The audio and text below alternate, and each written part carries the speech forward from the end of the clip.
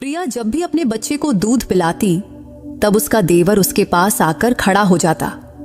लेकिन प्रिया कुछ कह नहीं पाती थी क्योंकि उसके पति की मौत हो चुकी थी और घर का सारा बोझ उसके देवर पर ही था। उसके देवर का नाम कमल था, जो देखने में बहुत ही गोरा चिट्टा और आकर्षक था। लेकिन प्रिया उससे कभी बात नहीं करती थी। लेकिन एक रात घर में सिर्फ वो दोनों ही थे। तब प्रिया अपने बच्चे को दूध पिला रही थी। तभी कमल उसके कमरे में आया और उसने बच्चे को प्रिया से अलग किया। और खुद प्रिया बहुत ही सुंदर थी, इसलिए उसके माँ बाप को उसकी बड़ी चिंता रहती थी। वो इतनी खूबसूरत थी कि कोई भी उसे देखकर मोहित हो जाता। इसीलिए उसके माँ बाप ने उसके 18 साल के होते ही रिश्ते ढूंढने शुरू कर दिए थे।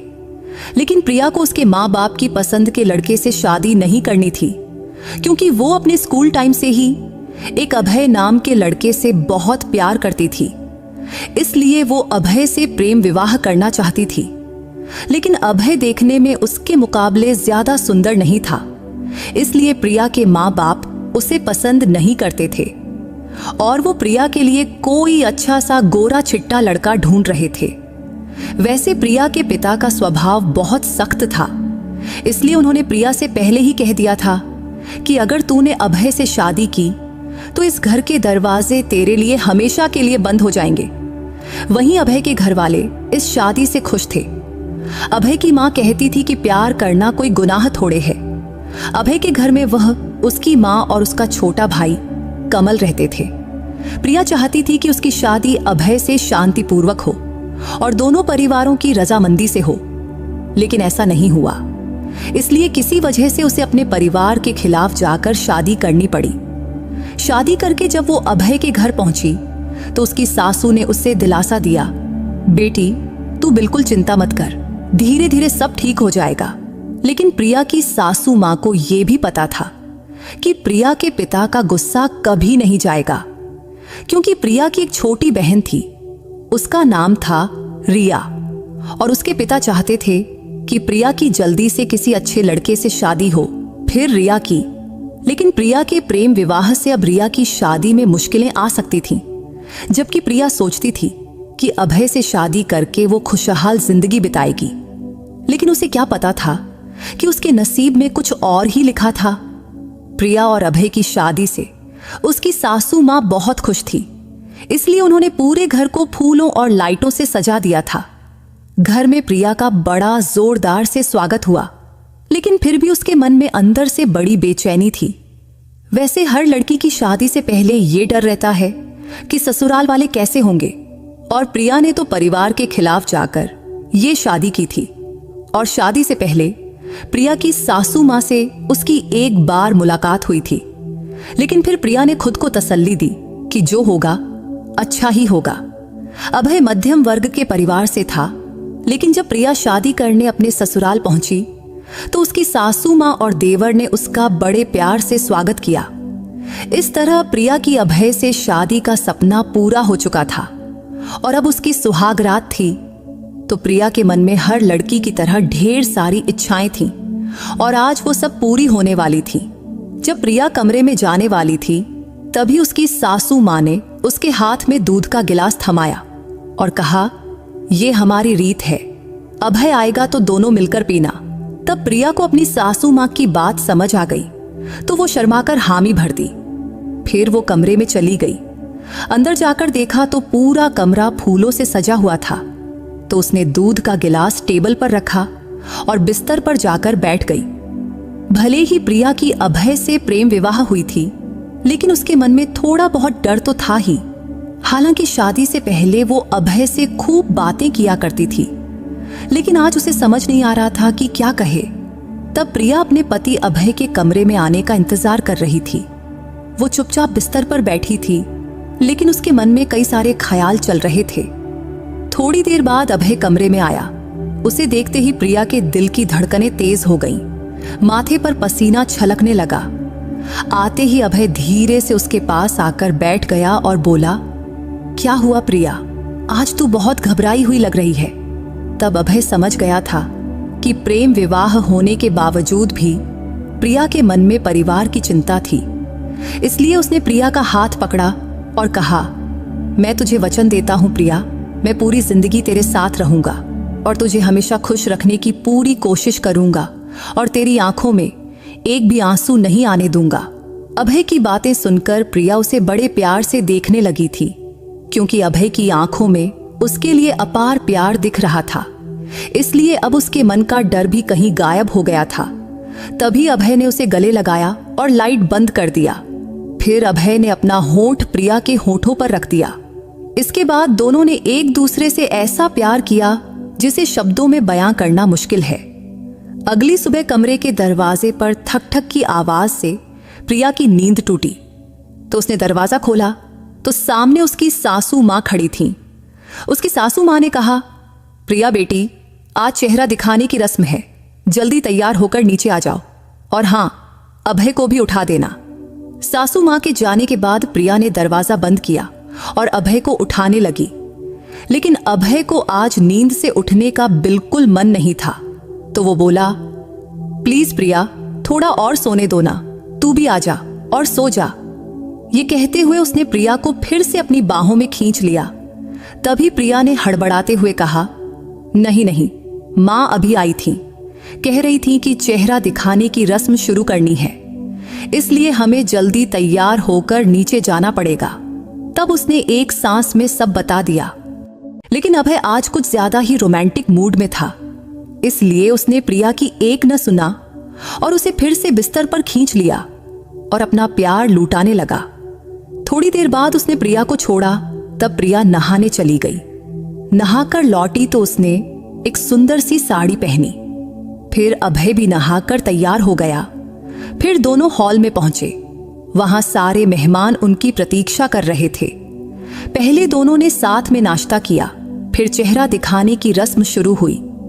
प्रिया को देखने वाली हर औरत उसकी खूबसूरती की तारीफ कर रही थी। रस्म के दौरान प्रिया ने गौर किया कि उसका देवर कमल उसे कुछ अजीब नजरों से देख रहा था, लेकिन उसने सोचा शायद ये उसका वहम होगा, क्योंकि उसने आज पहली बार उसे ठीक से देखा था।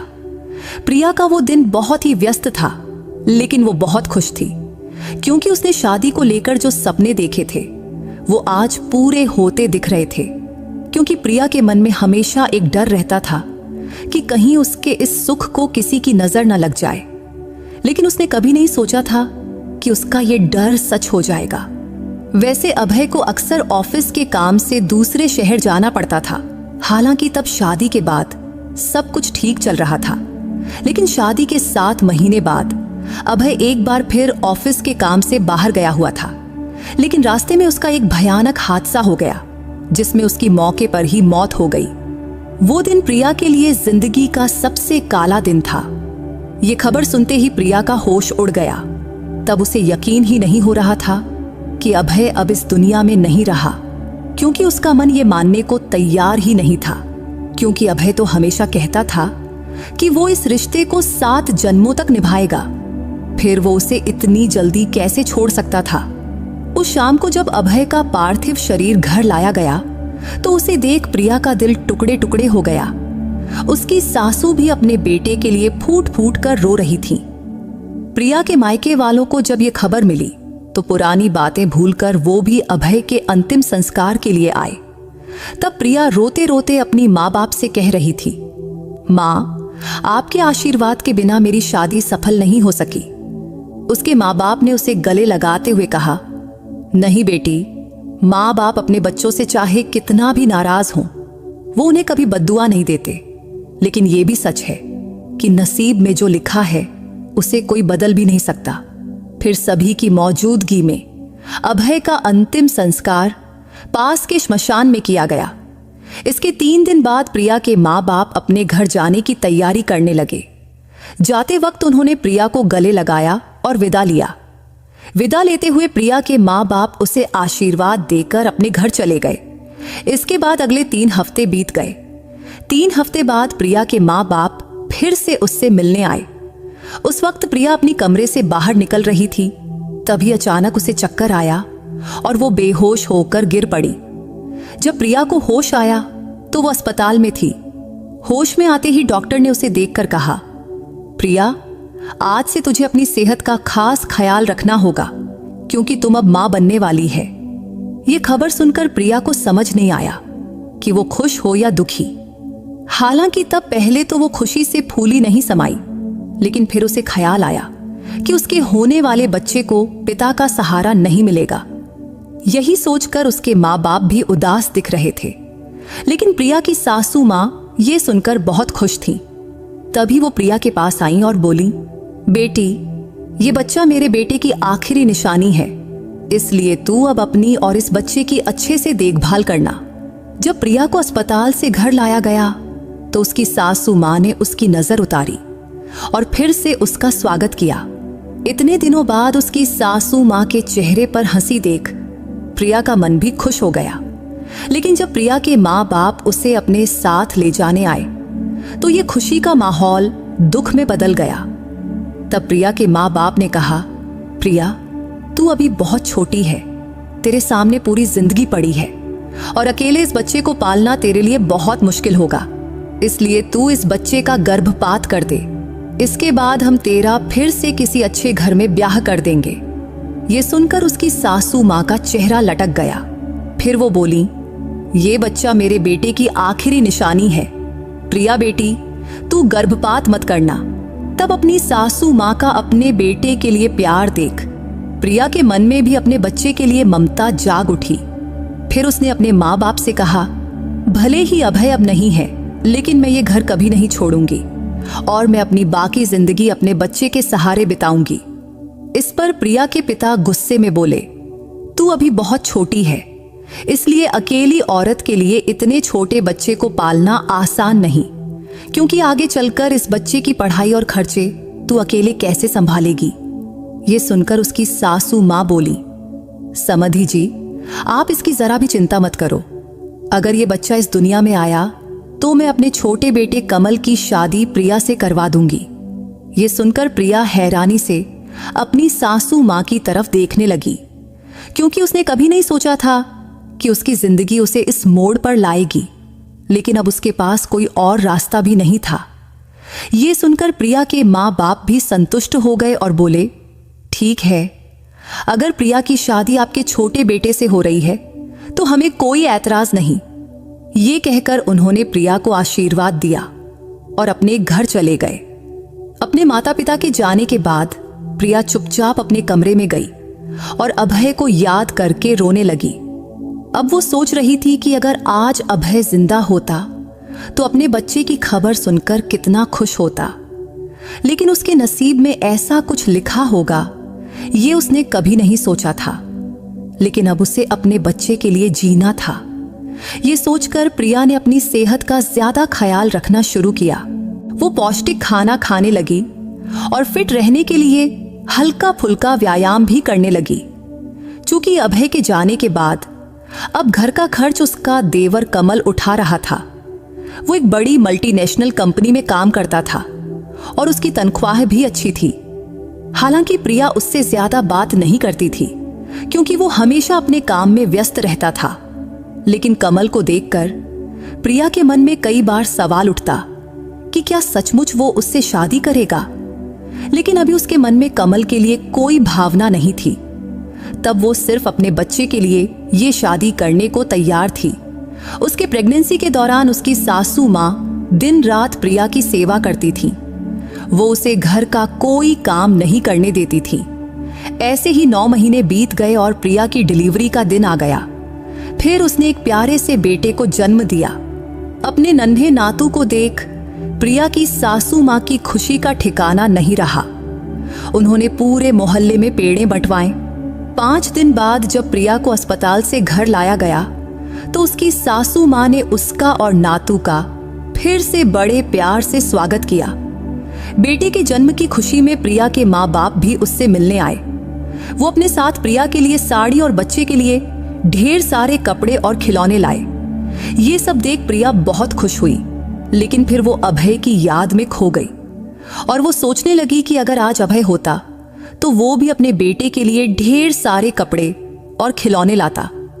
ये सोचते हुए उसकी आंखों से आंसू बहने लगे। तभी प्रिया के माँ बाप ने उसकी सासू माँ से कहा, अब प्रिया की डिलीवरी हो चुकी है, तो जैसा आपने कहा था, अब आप अपने छोटे बेटे कमल की शादी प्रिया से करवा दीजिए।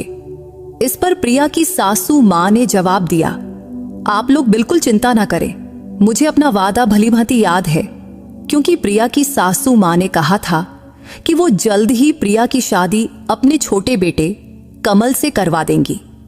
इसके बाद कुछ दिन ऐसे ही बीत गए, लेकिन अब प्रिया को चिंता सताने लगी कि कहीं ऐसा ना हो कि कमल इस शादी से मना कर दे, क्योंकि प्रिया ने आज तक कमल के मुंह से अपनी शादी के बारे में कुछ नहीं सुना था। ये बात उसने सिर्फ अपनी सासू मां के मुंह से ही सुनी थी। इसलिए अगर कमल ने शादी से इनकार कर दिया तो प्रिया कहां जाएगी और उसे और उसके बच्चे को कौन स्वीकार करेगा? यही चिंता अब उसे दिन रात सता रही थी। एक रात प्रिया पानी पीने के लिए उठी और किचन की तरफ गई। तभी उसे अपनी सासू मां के कमरे से बातचीत की आवाज सुनाई दी। तो प्रिया चुपके से अपनी सासू मां के कमरे के पास गई और दरवाजे पर कान लगाकर सुनने लगी। तब उसकी सासू मां कमल से उसकी और प्रिया की शादी की बात कर रही थी, लेकिन कमल शादी से मना कर रहा था। वो अपनी मां से कह रहा था, प्रिया मेरी भाभी है, तो मैं उससे शादी कैसे कर सकता हूं? इस पर प्रिया की सासू मां ने जवाब दिया, अगर तू प्रिया से शादी नहीं करेगा तो वो अपने बेटे को लेकर चली जाएगी, और मैंने उसके माँ बाप को वचन दिया है कि तुम दोनों की शादी करवाऊंगी। तब कमल की माँ कमल से विनती करने लगी थी कि बेटा, इस शादी के लिए तू हाँ कर दे। अगर तू प्रिया से शादी कर लेगा तो तेरे भाई के बेटे को पिता का सहारा मिलेगा। क्या तुझे नहीं लगता कि तेरे भाई के बेटे को अच्छी जिंदगी मिलनी चाहिए और तेरे भाई की आत्मा को शांति मिलनी चाहिए? तब प्रिया की सासू मां ने कमल को समझाने की बहुत कोशिश कर रही थी, लेकिन कमल के मुंह से एक शब्द भी नहीं निकला। तब कमल की चुप्पी देख प्रिया चुपके से अपने कमरे में लौट गई और आज फिर से प्रिया अभय की याद में रोने लगी। अब उसे बहुत दुख हो रहा था कि उसकी जिंदगी में बस मुश्किलें ही क्यों लिखी हैं, जबकि प्रिया ने अपनी जिंदगी के लिए कितने सपने देखे थे, लेकिन वो सपने पूरे होने से पहले ही बिखर गए। अब वो अपने बेटे को लेकर कहां जाएगी और उसे और उसके बच्चे को कौन स्वीकार करेगा? यही सोचते सोचते रोते रोते वो सो गई। अगली सुबह देर से उसकी नींद खुली। जब वो उठी तो देखा कि पूरा घर फूलों से सजा हुआ था और बाहर मंडप बनाया जा रहा था। ये सब देखकर प्रिया ने अपनी सासू मां से पूछा तो वो बोली, आज तेरी और कमल की शादी है। ये सुनकर प्रिया को हैरानी हुई और वो सोच में पड़ गई, क्योंकि रात को उसने कमल को मना करते सुना था। तो वो क्या था? फिर कमल इतनी जल्दी शादी के लिए कैसे राजी हो गया? लेकिन वो अपनी सासू मां से कुछ पूछ न सकी। तभी उसकी सासू मां ने उसे शादी के लिए एक सुंदर साड़ी दी और कहा, ये तेरी शादी की साड़ी है, ये पहनकर जल्दी तैयार हो जा बेटी। वह साड़ी देखकर प्रिया फिर अभय की यादों में खो गई। वो सोचने लगी कि अगर आज अभय जिंदा होता तो उसे ये साड़ी दोबारा नहीं पहननी पड़ती, लेकिन अब नसीब में जो लिखा है उसे कोई नहीं बदल सकता। तब प्रिया दूसरी बार वह साड़ी पहन रही थी और साड़ी पहनते वक्त उसे अपने नसीब पर बहुत गुस्सा आ रहा था। कुछ देर बाद वो तैयार होकर कमरे से बाहर निकली तो उसकी सासू मां ने उसे मंडप में बिठाया। तभी उसकी नजर कमल पर पड़ी। मंडप में बैठा कमल बिल्कुल उदास लग रहा था। उसके चेहरे पर जरा सी भी खुशी नहीं दिख रही थी और वो सिर झुकाए चुपचाप बैठा था। उसे देखकर ऐसा लग रहा था कि वो ये शादी मजबूरी में कर रहा है। ये सब देखकर प्रिया को भी एहसास हुआ कि वो भी तो ये शादी मजबूरी में ही कर रही है। तब प्रिया और कमल की शादी बड़े सादे तरीके से हुई। इस शादी में प्रिया के माँ बाप भी मौजूद थे। शादी के बाद दोनों ने बड़ों के पैर छूकर आशीर्वाद लिया। उस रात जब उसकी सासू मां ने प्रिया को कमल के कमरे में भेजा तो वो बहुत घबरा रही थी, क्योंकि उसे नहीं पता था कि आज कमल उससे कैसा बर्ताव करेगा। इसलिए ये रात उसकी जिंदगी की सबसे अजीब रात हो सकती थी। यही सोचते सोचते वो बहुत परेशान हो रही थी। फिर भी प्रिया चुपचाप बिस्तर पर जाकर बैठ गई और कमल का आने का इंतजार करने लगी। इंतजार करते करते रात के 1 बज गए, लेकिन कमल कमरे में नहीं आया। रात के 1:30 बजे जब कमल कमरे में आया तो तो प्रिया को जागते देख भी वो उससे कुछ नहीं बोला। तब प्रिया भी उससे कुछ नहीं बोली, क्योंकि आज उनका रिश्ता बदल चुका था और आज वो पति पत्नी बन चुके थे। लेकिन फिर भी उनके बीच पति पत्नी जैसी कोई भावना नहीं दिख रही थी। तभी कमल चुपचाप बिस्तर से तकिया लेकर बालकनी में जाकर सो गया। उसके इस बर्ताव से प्रिया बहुत परेशान हो गई। फिर भी वो उससे कुछ कह न सकी और चुपचाप सो गई। अगली सुबह जब प्रिया की नींद खुली तो कमल पहले ही फ्रेश होकर बाहर जा चुका था। हालांकि प्रिया को पता था कि कमल के लिए इस रिश्ते को स्वीकार करना बहुत मुश्किल होगा, लेकिन साथ ही उसे यह भी मालूम था कि चुप रहने से कोई हल भी नहीं निकलेगा। कमरे से बाहर आते ही उसकी सासू मां ने प्रिया को उसका बेटा थमाया और बोली, रात भर तेरा बेटा जागता रहा है, अभी सोया है, लो इसे संभालो। तब प्रिया का बेटा गहरी नींद में सो रहा था, लेकिन जैसे ही उसने उसे गोद में लिया वो जोर जोर से रोने लगा। तो प्रिया ने अपनी सासू मां से कहा, शायद इसे भूख लगी होगी। इतना कहकर प्रिया अपने बच्चे को लेकर कमरे में चली गई। कमरे में आते ही उसने तुरंत अपने बच्चे को सीने से लगाया और उसे दूध पिलाने लगी। जब प्रिया अपने बेटे को दूध पिला रही थी तभी कमल कमरे में आया, लेकिन उसे देखते ही प्रिया ने दूध पिलाना बंद कर दिया और बच्चे को अपने से अलग कर लिया। तब शायद उसे थोड़ा असहज महसूस हुआ था, क्योंकि पहले ऐसा कभी नहीं हुआ था। वो हमेशा अपने कमरे में जाकर बच्चे को दूध पिलाती थी। तब कमल ने भी प्रिया की तरफ देखकर अपना सिर झुका लिया। शायद उसे भी नहीं पता था कि प्रिया बच्चे को दूध पिला रही है। वैसे प्रिया और कमल का रिश्ता कब ठीक होगा और क्या उनका रिश्ता कभी पति पत्नी जैसा बनेगा, ये दोनों को ही नहीं पता था। इसके बाद और कुछ दिन ऐसे ही बीत गए। अब कमल प्रिया के बेटे से बहुत प्यार करने लगा था और वो उसके लिए नए नए खिलौने लाता और उसे पिता जैसा प्यार भी देता था। लेकिन आज तक प्रिया और कमल के बीच पति पत्नी का रिश्ता नहीं बन पाया था। एक रात प्रिया की तबीयत ठीक नहीं थी। तब उसे तेज बुखार था और उसका बेटा भूख की वजह से जोर जोर से रो रहा था। तब जैसे ही प्रिया ने उसे दूध पिलाना शुरू किया कि तभी कमल कमरे में आया और वहीं खड़ा हो गया। तब कमल को अपने पास खड़ा देख प्रिया को बहुत शर्मिंदगी महसूस हुई, लेकिन कमल वहीं खड़ा रहा। तब प्रिया को उसका यह बर्ताव बिल्कुल पसंद नहीं आया। तब प्रिया कुछ बोल पाती उससे पहले ही कमल ने बच्चे को उससे अलग किया और कहा, तुम मुझे गलत समझ रही हो। मैं यहां सिर्फ ये बताने आया था कि तुम्हें तेज बुखार है। ऐसे में बच्चे को दूध पिलाना ठीक नहीं है, वरना वो भी बीमार पड़ सकता है। इतना कहकर कमल बच्चे को बाहर ले गया और खुद पाउडर का दूध बनाकर उसे पिलाने लगा। ये देख प्रिया को अपनी गलती समझ आई। फिर वो तुरंत उठकर बाहर गई और देखा कि कमल उसके बेटे को बड़े प्यार से दूध पिला रहा है। तभी प्रिया माफी मांगने कमल के पास गई, लेकिन वो गुस्से में उठकर वहां से चला गया। अब प्रिया और कमल के बीच की दूरी खत्म होने के कोई आसार नहीं दिख रहे थे। लेकिन आज कमल के इस व्यवहार से प्रिया समझ गई थी कि वो उसके बेटे से बहुत प्यार करता है। अब प्रिया और कमल की शादी को 2 महीना बीत चुका था, लेकिन दोनों एक ही कमरे में रहते हुए भी अलग अलग सोते थे। कमल कमरे में सोफे पर सोता, जबकि प्रिया अपने बेटे के साथ बिस्तर पर। एक दिन उसकी सासू मां ने प्रिया से पूछा, प्रिया, तुम और कमल इस शादी से खुश तो हो ना? इस पर प्रिया ने हाँ में सिर हिलाया।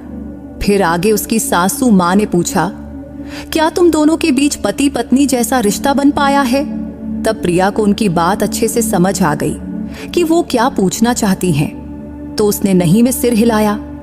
ये देख उसकी सासू मां बोली, तुम्हारी शादी को अब 2 महीना हो गया है, लेकिन तुम दोनों के बीच अभी तक कोई रिश्ता नहीं बना। ये बिल्कुल ठीक नहीं है। मुझे तो लगा था कि शादी के बाद कमल खुद ब खुद तुम्हारे करीब आ जाएगा, लेकिन अब लगता है कि ये सोचना मेरी गलती थी। हालांकि अब तुम्हारी शादी हो चुकी है, तो मेरा कहना है कि अगर हो सके तो तुम कमल से इस बारे में बात करो और इस रिश्ते को आगे बढ़ाओ। शायद वो तुम्हारी भावनाओं को समझ ले। आखिर तुम दोनों अब पति पत्नी हो और कभी न कभी तुम्हें इस रिश्ते को आगे ले जाना ही होगा। ये सुनकर प्रिया को भी लगा कि उसकी सासू मां जो कह रही हैं वो सही है। इसलिए उस रात वो कमरे में कमल का इंतजार करने लगी। जब कमल कमरे में आया और उसने देखा कि प्रिया उसका इंतजार कर रही है तो उसे हैरानी हुई। लेकिन प्रिया ने हिम्मत करके कहा, मुझे तुमसे कुछ जरूरी बात करनी है। इस पर कमल बोला, हाँ बोलो, मैं सुन रहा हूं।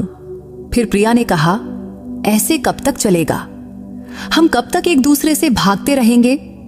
हमारी शादी को 2 महीना हो गया है, लेकिन आज तक हमारे बीच पति पत्नी जैसा कोई रिश्ता नहीं बना।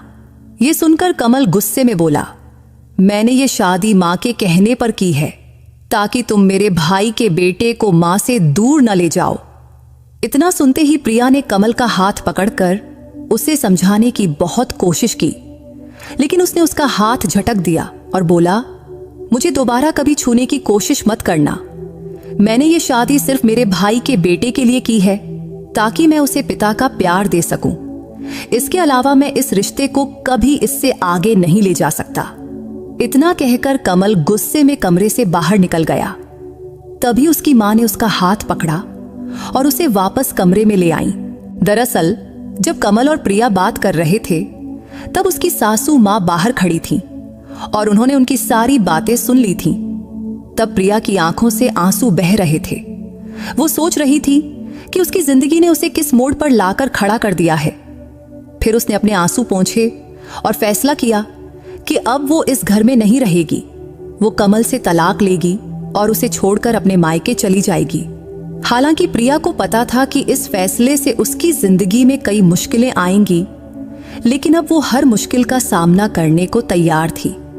उस वक्त रात के 12 बज चुके थे। कमल जब कमरे में आया तो प्रिया ने उससे कहा, कल हम दोनों एक दूसरे को तलाक दे देंगे। इससे तुझे जबरदस्ती से आजादी मिलेगी और मुझे भी तुझ पर अपने और अपने बेटे का बोझ नहीं डालना पड़ेगा। ये सुनकर कमल ने प्रिया को बिस्तर पर बिठाया और उसके पैरों के पास बैठकर माफी मांगने लगा।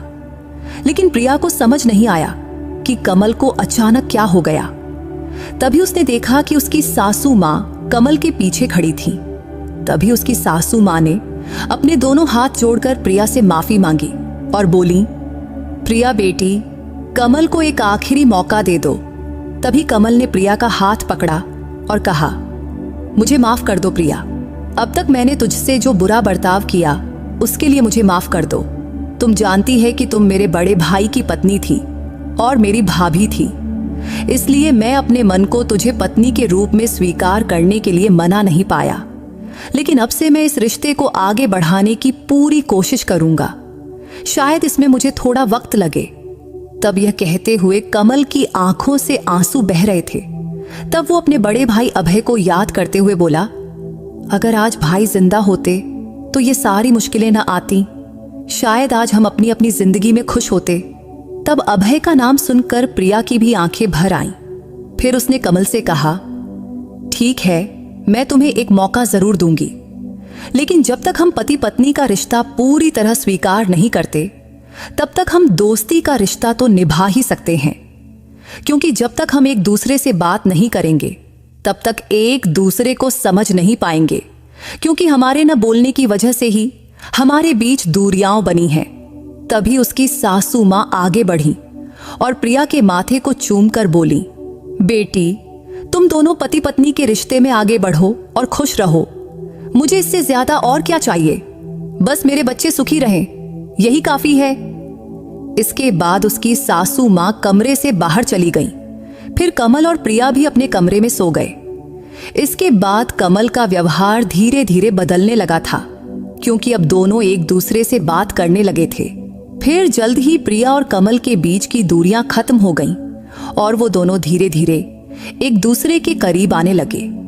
एक दिन कमल प्रिया को बाहर घुमाने ले गया। तब पहली बार प्रिया कमल के साथ उसकी बाइक पर बाहर घूमने गई थी। उस दिन कमल कभी बाइक धीरे चलाता तो कभी अचानक तेज रफ्तार में ब्रेक मार देता। जब वो तेज रफ्तार में ब्रेक मारता तो उनके बीच का फासला कम हो जाता और प्रिया उसके करीब आ जाती। लेकिन जब प्रिया की नजर बाइक के शीशे पर पड़ी तो उसने कमल के चेहरे पर एक शरारती मुस्कान देखी। मुस्कान देख उसे समझ आ गया कि वो ये सब जानबूझकर कर रहा है। तो अब प्रिया ने भी उसे पीछे से जोर से पकड़ लिया ये देख कमल के चेहरे पर एक अलग ही खुशी छा गई। उस शाम को जब वो दोनों घर लौटे तो प्रिया दौड़कर घर के अंदर गई, लेकिन उसने देखा कि घर में कोई नहीं है, तो उसे अपने बेटे की चिंता होने लगी। वहीं कमल उसे पीछे से पुकार रहा था। जब कमल उसके पास आया तो प्रिया ने पूछा, मेरा बेटा कहाँ है? तो कमल ने जवाब दिया, तुम उनकी जरा भी चिंता मत करो प्रिय, माँ और बच्चे वो दोनों मासी के घर गए हैं और कल सुबह तक वापस आ जाएंगे। इसके बाद कमल प्रिया को अपने कमरे की ओर ले गया। तब कमरे का दरवाजा खोलते ही प्रिया ने देखा कि पूरा कमरा फूलों से सजा हुआ था। यह देखकर वो हैरान भी हुई और खुश भी। तब उनका कमरा बिल्कुल उसकी सुहागरात वाले कमरे की तरह ही सजा हुआ था। तो दोनों ने एक दूसरे का हाथ पकड़ा और कमरे में दाखिल हुए, क्योंकि आज की रात उनके लिए बहुत खास थी। कमरे में जाने के बाद कमल ने प्रिया से कहा, मैं आज तुझे जानबूझकर बाहर घुमाने ले गया था ताकि मैं ये सब सरप्राइज प्लान कर सकूं। तब कमल की बात सुनकर प्रिया बहुत खुश हुई, लेकिन कमल अब हर बात पर धीरे धीरे प्रिया के करीब आ रहा था। लेकिन प्रिया ने उसे हल्का सा धक्का दिया और उससे दूर हट गई, क्योंकि उसे कमल की नजरों का मतलब समझ आ गया था। प्रिया और कमल की शादी को अब 3 महीने बीत चुके थे। तब जाकर उनके बीच असली पति पत्नी के रिश्ते की शुरुआत हुई थी।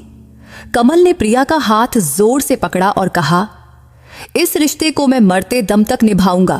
प्रिया ने कमल के मुंह पर हाथ रखकर कहा, प्लीज कमल, अब से कभी मरने की बात मत करना। ये कहते हुए उसकी आंखों में आंसू आ गए। तभी कमल ने कहा, ठीक है बाबा, अब से ऐसा कुछ नहीं बोलूंगा जिससे तुम्हारी आंखों में आंसू आए। मैं ये नहीं कह सकता कि जो हुआ उसे भूल जाओ, लेकिन मैं वचन देता हूं कि अब से तुम्हारी आंखों में एक भी आंसू नहीं आने दूंगा। इतना कहकर कमल ने प्रिया को अपनी बाहों में लिया और कमरे की लाइट बंद कर दिया। आज उनकी जिंदगी की नई शुरुआत हुई थी, क्योंकि उनके बीच की दूरियां अब प्यार में बदल गई थीं और दोनों इतने करीब आ चुके थे कि एक दूसरे के दिल की धड़कनें साफ सुनाई दे रही थीं। तो दोस्तों, अगर आपको प्रिया की ये कहानी पसंद आई हो तो इस वीडियो को लाइक और चैनल को सब्सक्राइब करना मत भूलना। फिर किसी नई कहानी में मुलाकात होगी। बाय।